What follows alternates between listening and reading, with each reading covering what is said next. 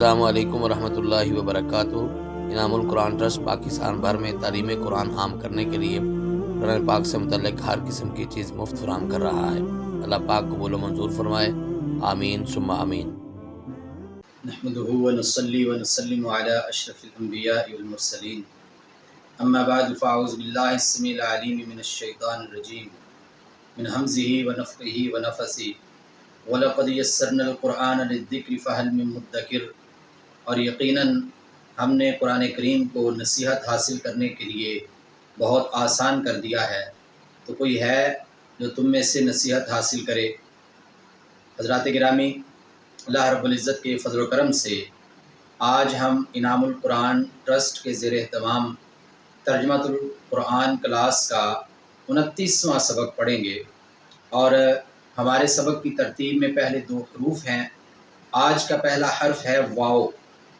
واو ایک ہم نے پہلے پڑھی تھی جس کا معنی اور ہے، اور ہمارے اردو دان حضرات کافی حد تک اس واو سے واقف ہیں، کیونکہ اردو میں بھی یہ واو کبھی کبھی استعمال ہوتی ہے، جیسے صبح و شام، اور صبح اور شام جو لفظ ہے اس کے درمیان واو استعمال ہوئی ہے۔ لیکن اس وقت جس واو کی بات ہم کر رہے ہیں وہ واو قسمیہ ہے۔ واللہ، والفجر، واللیل، والضحیٰ۔ قرآن مجید میں 20 مرتبہ واو قسم کے معنی میں استعمال ہوئی ہے۔ اور دوسرا حرف ہے الا۔ الا کا مطلب ہے خبردار، تنبیہ کرنے کے لیے اور متوجہ کرنے کے لیے یہ لفظ استعمال کیا جاتا ہے۔ ارشاد باری تعالیٰ ہے، الا ان اولیاء اللہ لا خوف علیہم ولا هم یحزنون، کہ خبردار، بے شک جو اللہ کے دوست ہیں، جو اللہ کے ولی ہیں، ان پہ نہ تو کوئی خوف ہے اور نہ ہی وہ غم زدہ ہوں گے۔ اور یاد رکھیے کہ خوف آنے والے وقت کا ہوتا ہے اور غم گزرے ہوئے وقت کا ہوتا ہے، یعنی نہ تو ان کو آنے والے حالات کا کوئی خوف ہے اور نہ ہی انہوں نے کوئی ایسے کام کیے ہیں ماضی میں کہ جس کی وجہ سے وہ پریشان ہوں گے، غم زدہ ہوں گے۔ حضرات گرامی، ہمارے سبق کا دوسرا حصہ ہے اردو الفاظ۔ تو آج کا پہلا اردو لفظ ہے فرعون۔ قرآن مجید میں یہ 74 مرتبہ استعمال ہوا ہے۔ وقالت امرأۃ فرعون، اور فرعون کی بیوی یہ کہنے لگی۔ اور اسی طرح قرآن مجید کے تقریباً ہر پارے کے اندر شاید ہی کوئی ایسا پارہ ہو جہاں پہ حضرت موسیٰ علیہ السلام کا، بنی اسرائیل کا اور اس کے ضمن میں فرعون کا ذکر نہ آیا ہو۔ اور دوسرا اسم ہے فضل۔ فضل اردو میں بھی اللہ کا بڑا فضل ہے، فضیلت کے معنی میں یہ استعمال ہوتا ہے، اور قرآن مجید میں یہ لفظ 54 مرتبہ استعمال ہوا ہے۔ ارشاد باری تعالیٰ ہے، وابتغوا من فضل اللہ، اور اللہ کا فضل تلاش کرو۔ یعنی کہ کئی جگہ پہ ہے، ویسے یہاں پہ یہ جمعہ کے حوالے سے ذکر ہو رہا ہے کہ جب آپ جمعہ پڑھ لو، پہلے تو جمعے کا اہتمام کرو، اس کے لیے تیاری کرو، لیکن جب جمعہ پڑھ لو تو اس کے بعد رزق کی تلاش کے لیے اگر آپ جانا چاہتے ہیں، اللہ کے فضل کی تلاش میں اگر آپ جانا چاہتے ہیں تو آپ جا سکتے ہیں۔ اور تیسرا اردو اسم ہے طویل۔ وَسَبِّحُ لَيْلًا طَوِيلًا۔ قرآن مجید میں اللہ رب العزت ارشاد فرماتے ہیں کہ ساری رات، طویل رات جو ہے، لمبی رات جو ہے، اس میں اگر آپ جاگتے ہیں اللہ کو راضی کرنے کے لیے، اس کی پاکیزگی بیان کریں، اس کی تسبیحات بیان کریں۔ حضرات گرامی، چوتھا اسم ہے قدر۔ قدر کرنا، یہ اردو میں ہم عام طور پہ استعمال کرتے ہیں۔ فرمایا، وما قدر اللہ حق قدرہ، اور انہوں نے صحیح معنوں میں اللہ کی قدر نہیں کی ہے۔ قرآن مجید میں یہ لفظ 45 مرتبہ استعمال ہوا ہے۔ اور 5واں اردو اسم ہے تقدیر۔ قسمت، مقدر، تقدیر، نصیب، یہ مترادف الفاظ ہے جو اردو میں استعمال ہوتے ہیں۔ قرآن مجید میں یہ لفظ 5 مرتبہ آیا ہے۔ ذالک تقدیر العزیز العلیم، یہ بہت زبردست اور صاحب علم ہستی، یعنی اللہ رب العزت جو ہے، جو سارے علوم کے خالق و مالک ہیں، ان کی طرف سے یہ مقرر کیا ہوا ہے۔ حضرات گرامی، ہمارے سبق کا تیسرا حصہ ہے عربی الفاظ۔ تو آج کا پہلا عربی اسم ہے بنی یا بنو۔ یہ اصل میں لفظ ہے بنین، یعنی کہ بیٹے، ابن کی جمع ہے، اور قرآن مجید میں یہ لفظ 80 بار آیا ہے۔ وَإِذْ أَخَذْنَا مِيثَاقَ بَنِي اسرائیل، اللہ رب العزت ارشاد فرماتے ہیں کہ جب ہم نے بنی اسرائیل سے وعدہ لیا تھا۔ بنی اسرائیل سے کئی مواقع پہ اللہ رب العزت نے مختلف معاملات میں وعدے لیے، تو یہاں پہ ایک وعدے کا ذکر ہو رہا ہے۔ بنی اسرائیل یعنی کہ اسرائیل کے بیٹے، بنیادی طور پہ حضرت یعقوب علیہ السلام کا لقب ہے اسرائیل، تو ان کی جو اولاد ہے انہیں بنی اسرائیل کہا جاتا ہے۔ اور دوسرا عربی اسم ہے تاویل، وَيُعَلِّمُكَ مِن تَأْوِيلِ الْأَحَادِيثِ، قرآن مجید میں 17 مرتبہ یہ لفظ آیا ہے۔ فرمایا کہ اللہ رب العزت آپ کو خوابوں کی تعبیر سکھائیں گے۔ حضرت یعقوب علیہ السلام نے اپنے بیٹے حضرت یوسف علیہ السلام سے یہ ارشاد فرمایا کہ اللہ رب العزت آپ پہ بہت کرم نوازیاں فرمائیں گے، بہت مہربانیاں کریں گے، اور ان میں ایک یہ ہے کہ آپ کو خوابوں کی تعبیر کا علم عطا فرمایا جائے گا۔ تعویل کا مطلب ہے تعبیر، اور خاص طور سے خواب کی تعبیر کے حوالے سے یہ لفظ استعمال ہوتا ہے۔ اور اردو میں بھی اگرچہ یہ لفظ ایک اور معنی میں استعمال ہوا ہے، یعنی کہ کسی بات کا جو اصل مطلب ہے اس کی بجائے کوئی اپنی طرف سے مطلب بیان کرنا، اس معنی میں بھی یہ لفظ استعمال ہوا ہے۔ اور کسی بات کا جو اصل معنی و مفہوم ہے اگر وہ کسی عام آدمی کو سمجھ نہیں آ رہا تو اس کو سمجھانا، یہ بھی تعویل کے معنی میں استعمال ہوا ہے۔ اور تیسرا اسم ہے تنزیل۔ تنزیل کا مطلب ہے نازل کرنا۔ قرآن مجید میں یہ 15 بار آیا ہے۔ فرمایا تنزیل من رب العالمین، قرآن کریم کا تعارف کرواتے ہوئے اللہ رب العزت خود ارشاد فرماتے ہیں کہ یہ رب العالمین کی طرف سے نازل کیا گیا ہے۔ اور چوتھا اسم ہے تراب۔ تراب کا مطلب ہے مٹی، اور یہ 13 بار قرآن مجید میں آیا ہے۔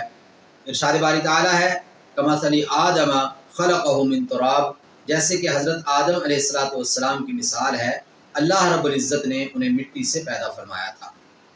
اور پانچواں اسم ہے المؤمنات، اللہ پہ ایمان لانے والی عورتیں، اور یہ لفظ قرآن مجید میں 15 بار آیا ہے۔ اللہ رب العزت ارشاد فرماتے ہیں والمؤمنون والمؤمنات، کہ مومن مرد اور مومن عورتیں۔ اور بنیادی طور پہ مدینہ کے اندر جو صحابیات تھی، ایک روز انہوں نے نبی کریم صلی اللہ علیہ وسلم کے سامنے یہ شکوہ کیا کہ قرآن مجید میں مردوں کو مخاطب کیا جاتا ہے، عورتوں کو مخاطب نہیں کیا جاتا۔ اس کے جواب میں یہ آیت مبارکہ نازل ہوئی جس میں جو مسلمان مرد ہیں، مومن مرد ہیں، ان کی اور مومنہ عورتوں کی صفات بہت سی بیان کی گئی، اور ان میں ایک صفت یہ بیان کی گئی کہ وہ اللہ پہ ایمان لانے والے ہیں، وہ اللہ پہ ایمان لانے والیاں ہیں۔ اور چھٹا اسم ہے ناصرین، جو کہ قرآن مجید میں 11 مرتبہ استعمال ہوا ہے۔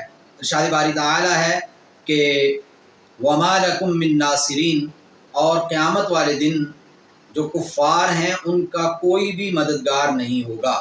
ناصرین کا مطلب ہے مدد کرنے والے۔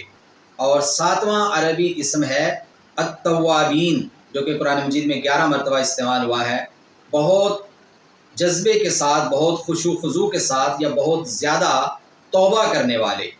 ان اللہ یحب التوابین و یحب المتطہرین، اللہ رب العزت نے اہل قباء کے بارے میں یہ ارشاد فرمایا تھا کہ بے شک اللہ رب العزت بہت زیادہ توبہ کرنے والوں اور بہت زیادہ پاکیزگی اختیار کرنے والوں کو پسند کرتے ہیں۔ یہ بالخصوص تو ان کے لیے تھا، بالعموم تمام ان لوگوں کے لیے ہے کہ جو ہر وقت اللہ رب العزت کے سامنے عرض گزار رہتے ہیں، اپنے گناہوں کی معافی مانگتے رہتے ہیں، اللہ رب العزت ان پہ اپنی محبتیں نچھاور کرتے ہیں۔ اور ہمارے سبق کا چوتھا اور آخری حصہ ہے عربی افعال۔ آج کا پہلا عربی فعل ہے اعرض۔ اعرض یعرض، اعراض کرنا، نظر انداز کرنا اور کسی بات کی طرف توجہ نہ دینا۔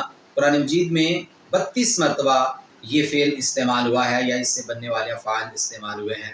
ارشاد باری تعالیٰ ہے وَمَنْ أَعْرَضَ عَنْ ذِكْرِي فَإِنَّ لَهُ مَعِيشَةً ضَنْكَ، اللہ رب العزت ارشاد فرماتے ہیں کہ وہ شخص کہ جس نے اللہ کے ذکر سے اعراض کیا، اللہ کے ذکر کو نظر انداز کیا، اللہ کی یاد سے منہ موڑ لیا، تو دنیا کے اندر اس کو جو سزا ملے گی وہ یہ ہے کہ اس کی معیشت، اس کا روزگار، اس کے مالی حالات بہت تنگ دستی کا وہ شکار ہو جائے گا۔ اور دوسرا عربی فعل ہے ابصرا، ابصرا یبصرو، اور قرآن مجید میں یہ فعل 29 بار استعمال ہوا ہے۔ فرمایا فمن ابصرا فلنفسہ، جس نے توجہ سے حقیقت کو دیکھ لیا تو اس نے اپنے لیے یہ کام کیا۔ اللہ رب العزت ارشاد فرما رہے ہیں کہ وہ لوگ کہ جو اللہ رب العزت کی طرف سے نازل شدہ جو وحی ہے، قرآن و حدیث ہے، اس پہ توجہ کرتے ہیں، اس کو دیکھتے ہیں اور اس کے مطابق اپنی زندگیوں کو ڈھالنے کی کوشش کرتے ہیں، وہ دراصل اپنا فائدہ کر رہے ہیں۔ اور تیسرا عربی فعل ہے احیا، احیا یحیی کا مطلب ہے زندہ کرنا۔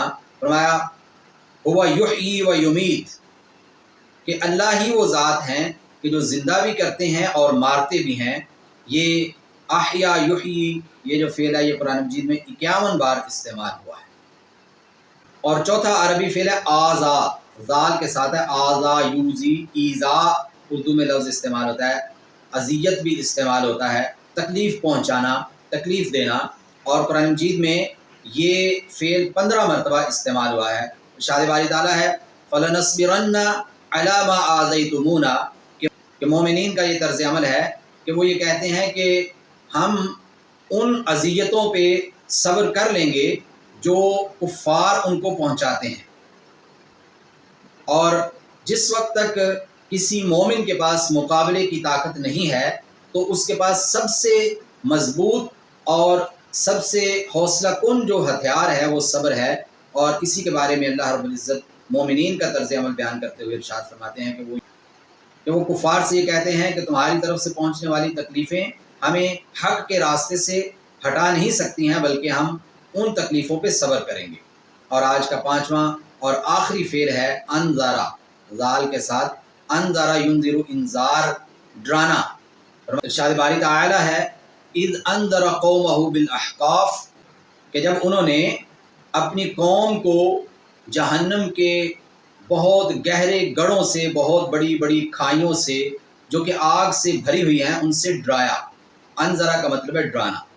حضرات گرامی، اللہ رب العزت کے فضل و کرم سے آج کی اس مختصر سی محفل کے اندر ہم نے تقریباً 500 کے قریب قرآنی الفاظ کا معنی و مفہوم سیکھ لیا ہے، اور یہ قرآن مجید کا معجزہ ہے۔ یہ اللہ رب العزت کا مسلمانوں کے اوپر اور ان تمام لوگوں کے اوپر جو قرآن کریم سے نصیحت حاصل کرنا چاہتے ہیں، بہت بڑا احسان ہے، بہت بڑی کرم نوازی ہے کہ ایسے الفاظ کہ جو قرآن مجید میں بار بار استعمال ہوتے ہیں وہ بہت بڑی تعداد کے اندر ہیں، اور ان کے ذریعے قرآن کریم کو بڑی آسانی کے ساتھ اور بڑی جلدی کے ساتھ سمجھا جا سکتا ہے، جو کہ ایک مومن کی زندگی کا ایک بنیادی مقصد ہے کہ وہ اللہ رب العزت کی طرف سے آنے والے پیغام کو نہ صرف پڑھے، نہ صرف یاد کرے، بلکہ اس کو سمجھے، کیونکہ سمجھنے کے بعد ہی عمل کرنے کا اور آگے لوگوں کو سمجھانے کا اور تبلیغ کا سلسلہ شروع کیا جا سکتا ہے۔ اللہ تعالی ہمیں